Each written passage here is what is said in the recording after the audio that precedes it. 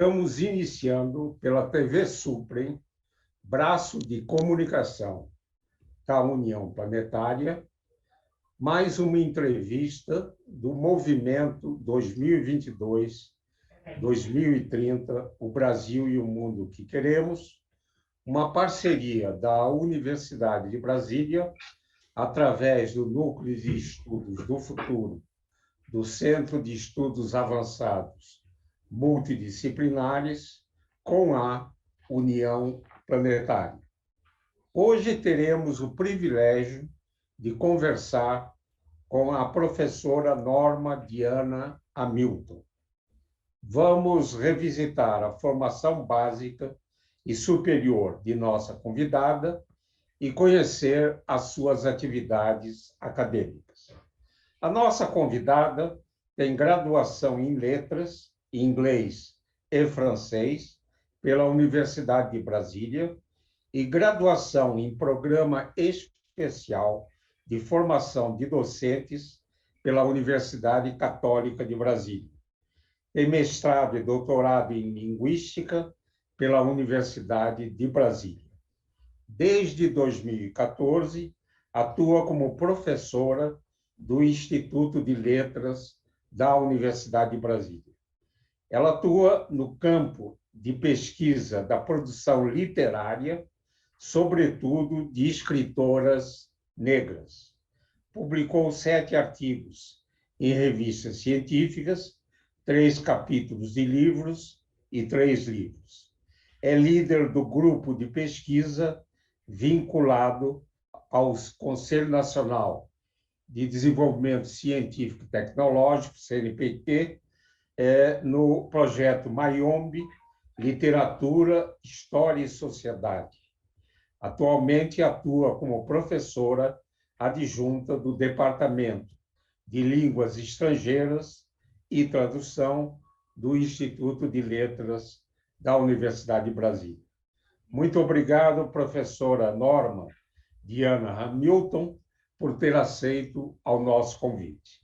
Na minha primeira indagação, pediria para revisitar a sua infância e juventude, a sua formação básica e universitária e os caminhos que a levaram para os estudos em linguística e literatura.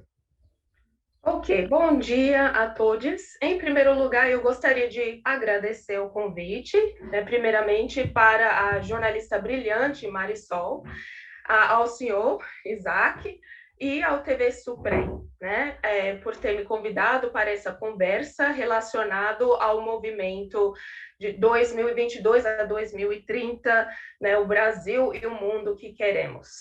Então, para falar um pouco sobre a minha infância, eu cresci num pequeno sítio de família humilde. Minha família, os meus avós foram muito adventistas, Então, a religião, naquela época, foi importante na minha formação. A mais importante, eu diria, a simbologia ou a localização da nossa casa. A casa ainda existe lá, tenho parentes lá, mas a minha casa ficava em cima de um morro, a 5 ou 6 quilômetros de uma parada de ônibus. E a gente subia e descia todos os dias. Para mim, ficou como um símbolo de suma importância em relação à vida, como a vida, tudo que a gente faz na vida, estamos no processo de subida. Mesmo pensando o movimento de 2030, tudo demanda esforço, para conseguirmos, Então, cada um de nós, precisamos de nos esforçar. Desde cedo, eu posso dizer que eu me destaquei nas áreas de linguística e literatura. Eu fui muito boa, uma boa aluna, desde o ensino médio, nas línguas de espanhol e francês. Me lembro que, saindo do ensino fundamental e na minha própria língua, em inglês também, a gente fala também uma língua chamada de Patois, na Jamaica, então eu cresci bilíngue, falando essa língua nativa, mais uma língua local, assim como a língua padronizada, a língua inglês padronizada. Então, finalizando o ensino fundamental, inclusive, eu fui escolhida para ser aquela aluna que vai dar aquele discurso, né, da turminha de formandos, a gente chama de valedictorian, que foi muito legal à época. Então, nos primeiros anos do ensino médio, eu sempre me destaquei em línguas e literatura.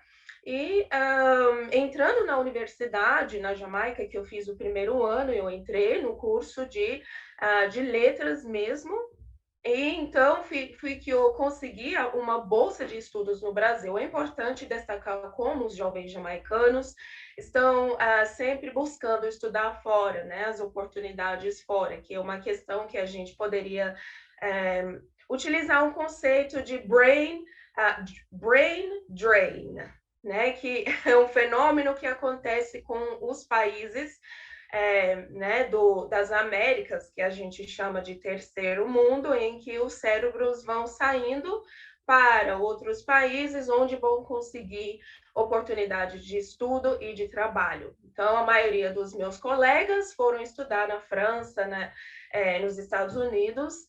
Eu consegui a bolsa, né? Um dia eu vi no jornal uma notícia sobre estudos no Brasil, porque o Brasil mantém relações bilaterais com a Jamaica e com outros países das Américas e da África.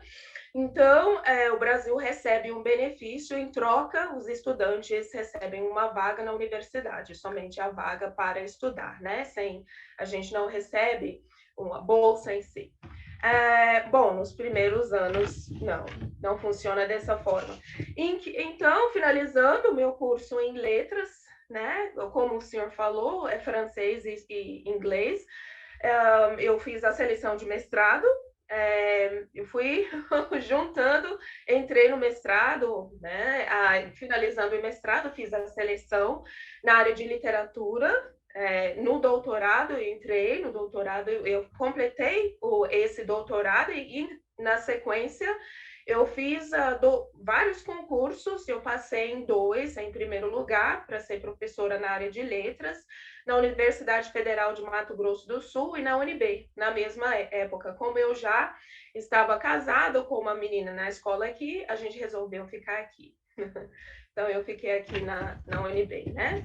Então, eu posso dizer, isso seria a minha trajetória. Entrando na UNB, eu tenho focalizado muito as questões de raça, gênero e direitos humanos, né, buscando dar destaque para as literaturas afrodiaspóricas e africanas, né? E focalizando também as escritoras negras, as vozes femininas negras.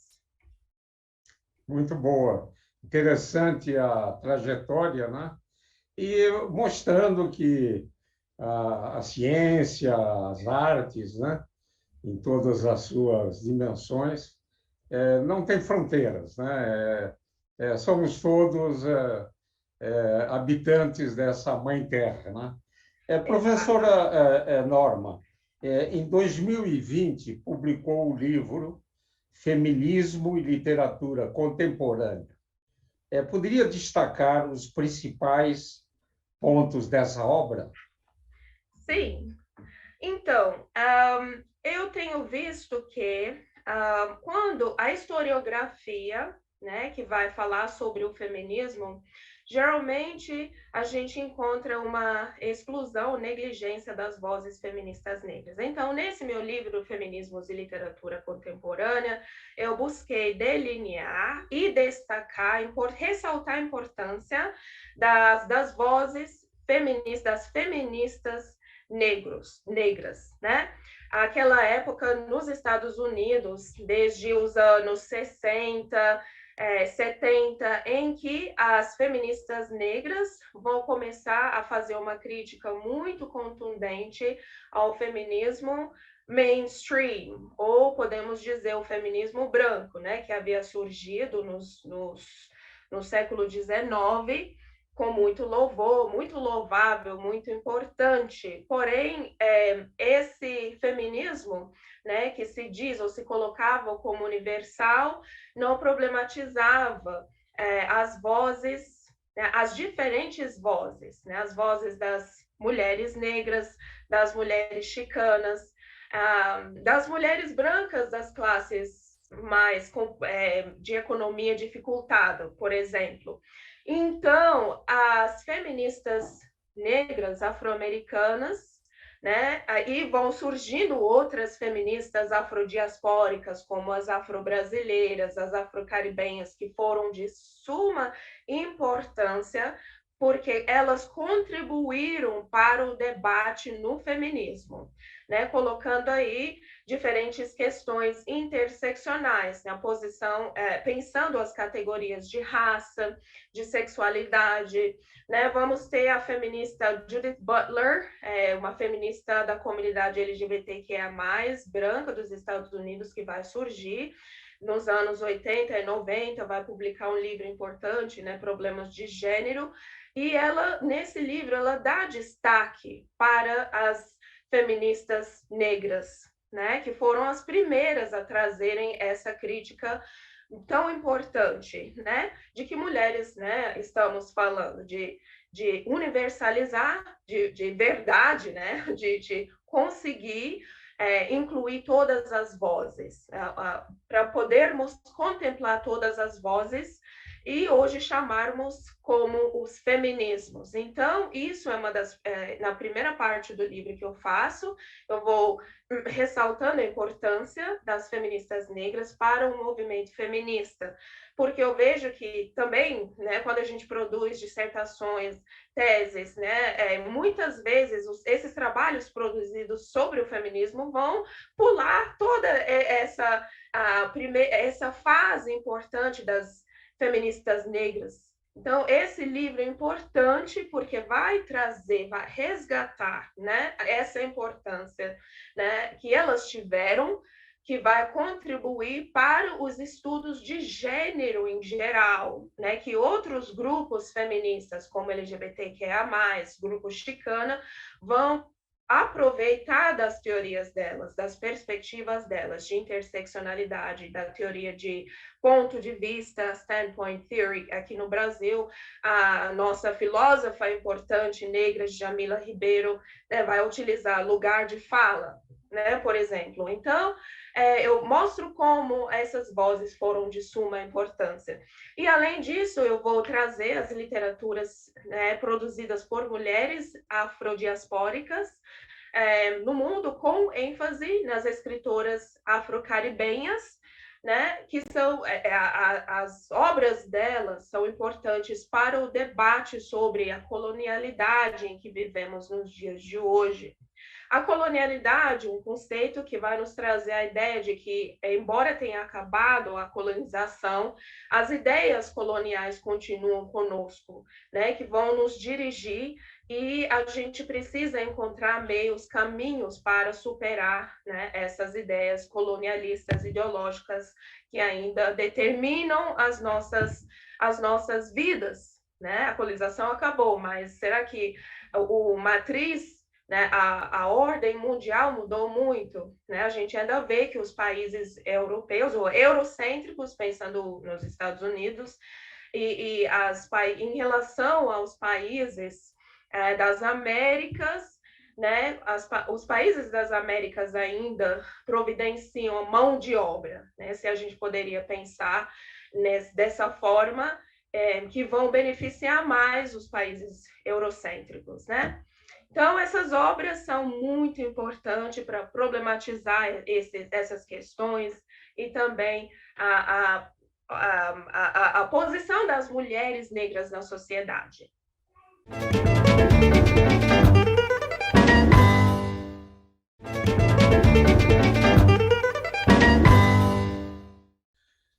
A cultura colonialista leva tempo para ser desgastada, né, para ser renovada. Realmente, a gente está comemorando aqui no Brasil 200 anos de independência, né, e podemos... É válida a pergunta se realmente somos e fomos independentes, né? Eu acho que para ter a plena liberdade, né, de construir o nosso destino e futuro, temos que vencer ainda grandes barreiras. Nessa mesma temática, professora Diana, em 2021, publicou pela editora da Universidade de Brasília o livro Tradução como Prática de Resistência e Inclusão, Vozes Femininas Negras. Poderia ressaltar a importância também dessa obra? Sim, claro. Então, é importante mencionar, em primeiro lugar, que a tradução atravessa as nossas relações internacionais, né? Então, no livro específico, a gente vai trazer vários questionamentos, né? Como as comunidades indígenas e afro-indígenas, né? Os povos negros estão sendo representados ou reconstruídos nas traduções, né? Historicamente, os livros publicados, né, pelas vozes que podemos dizer colonizadoras apresentavam a população negra, né, a população indígena, de forma inadequada, né? Povos construídos como animalescos, reduzidos o seu valor.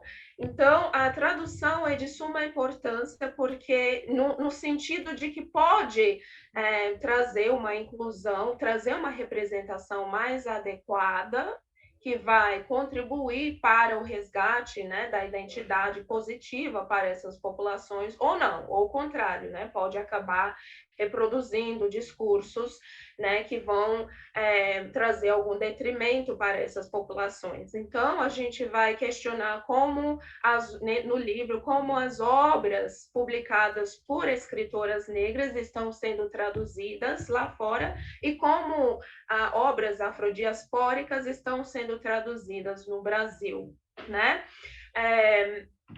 Como, por exemplo, eu mencionei antes a questão da colonialidade, que é um tema de suma importância, que é colocada nas obras, as representações, né? Porque a gente sabe que a literatura não tem compromisso com a verdade, né? Eu não vou dizer aqui que as escritoras vão sentar, vou escrever, representar a colonialidade, não funciona dessa forma. Somos nós, críticos e críticas literárias, que vão buscarmos ter essas interpretações, essas leituras. Então, nas minhas leituras, eu vejo uma representação, sim, né, principalmente da posição como eu tenho estudado a literatura feminina negra, e essa obra também focaliza as vozes femininas negras, então, como as mulheres negras são representadas dentro da colonialidade, né? É uma questão muito importante. Em muitas das obras, a gente vai ver a representação dessas mulheres negras como sendo o espinho dorsal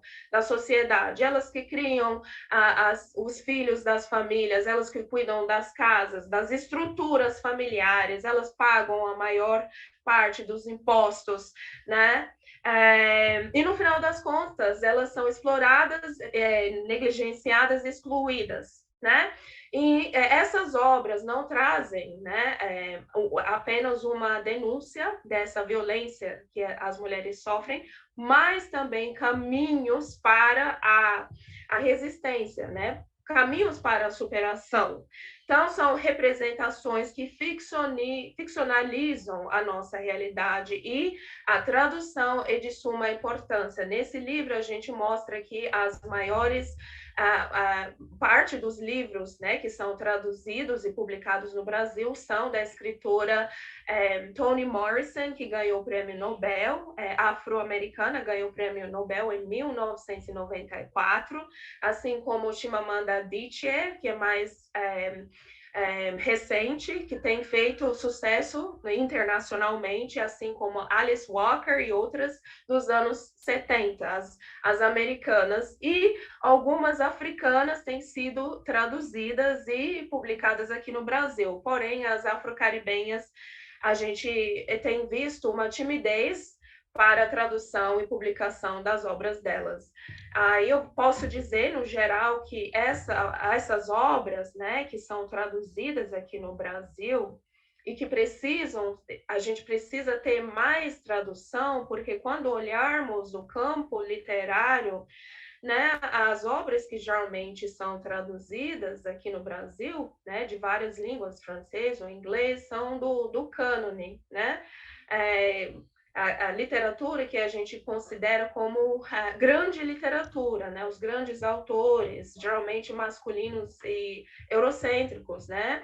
Como James Joyce, entre outros, que são grandes, sim, não estamos negando, mas precisamos valorizar as vozes das mulheres negras também, que também são excelentes escritoras, né? Mas em função das relações de poder dentro do campo, a gente vê infelizmente, uma negligência em relação às obras delas, né? Que precisamos pensar formas de incluir e não de ver as obras delas como identitárias, né? Que a gente tem visto isso muito, porque elas, vocês só escrevem sobre vocês e os seus.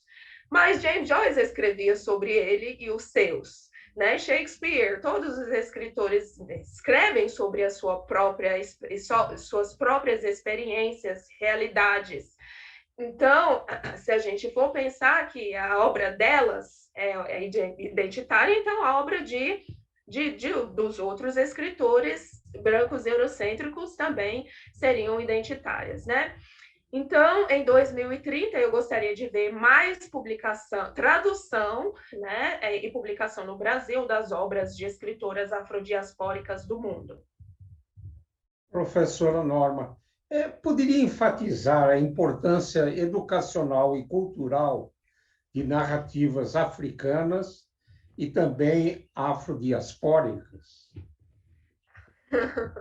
É de suma importância num país como o Brasil, né, em que a gente tem mais de 56% da população sendo negra, né, pardo e preto, e também num país que teve que implementar uma lei que vai obrigar, né, o ensino da cultura afro-brasileira e afrodiaspórica nos contextos educacionais.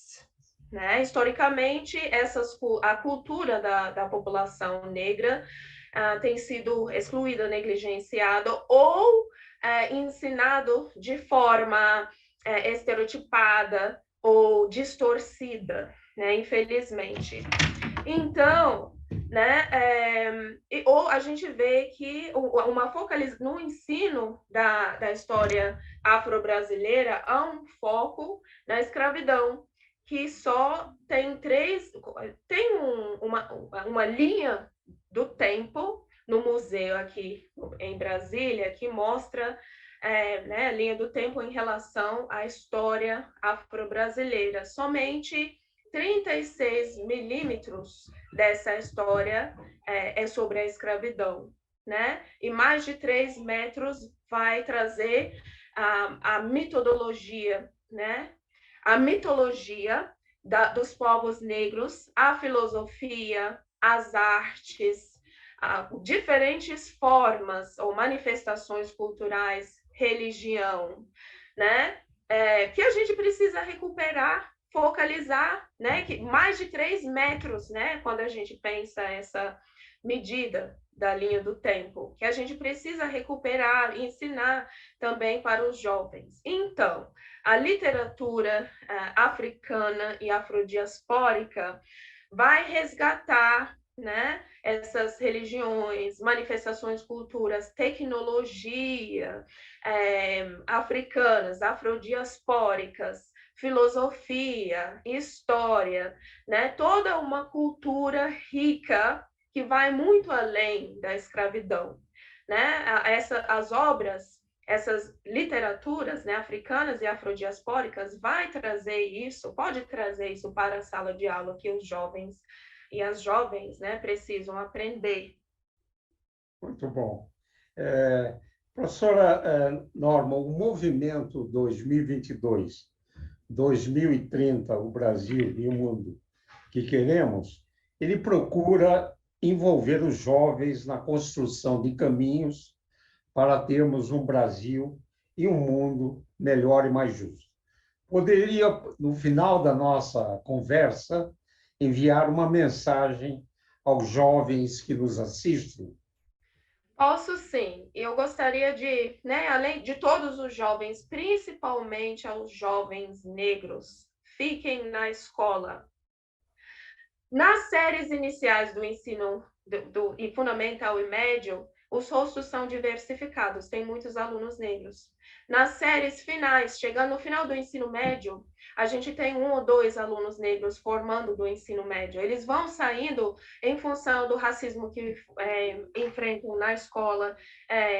Em alguns casos, precisam trabalhar, né, para ajudar os pais, em função de várias questões. Chegando no final do ensino médio, a gente tem poucos jovens negros se formando do ensino médio. E, ao nível da universidade, os estudantes que estão utilizando cotas raciais para entrar na universidade são alunos negros de pele muito clara, né? De pele clara, que não sofreram racismo na escola, que não sofrem racismo na sociedade, né? Então, a gente precisa... quero dizer, né, em 2030 eu quero ver muitos alunos negros fazendo uso, né, ou entrando na universidade. Não sei se ainda vai ter a cota para estudantes negros entrarem na universidade, mas eu vou destacar aqui que eu gostaria que houvesse uma manutenção das políticas afirmativas, né? A sociedade precisa entender que os primeiros grupos que foram beneficiados por ações afirmativas foram os ancestrais brancos, né? E, portanto, né, a população branca no Brasil está no topo do pirâmide, né? Porque em função de propostas de terreno que receberam os europeus quando chegaram aqui, propostas de trabalho, enquanto a população que foi recém-libertada da escravidão foi negligenciada, foi presa. Então, os grupos, né, negros têm lutado para conseguir essas ações afirmativas que são de suma importância para a maior inclusão da população negra, e os estudantes precisam valorizar, né? Essas políticas precisam chegar até quem precisa, que são estudantes negros, né, de pele mais retintas, né, que sofrem o racismo na sociedade, né? Então, é isso que eu quero ver em 2030. A gente precisa resolver as questões de racismo nas escolas, né? E na sociedade, para que os jovens negros chegam, né? Chegam nas universidades, se formam, chegam, né? Sendo mais preparados para o mercado de trabalho. É isso que eu gostaria de ver em 2030. Norma, queria agradecer muitíssimo essa nossa conversa, importante e interessante, né? Muito obrigado e desejo sucesso no futuro, no estudo da literatura, sobretudo de escritoras negras. Esse e outros programas do Movimento 2020, 2030, o Brasil e o Mundo que Queremos, podem ser acessados no canal YouTube do canal Supre. Gostaria de agradecer imensamente a atenção de todas e todos que estiveram conosco e voltaremos a nos encontrar em uma próxima oportunidade. Até lá!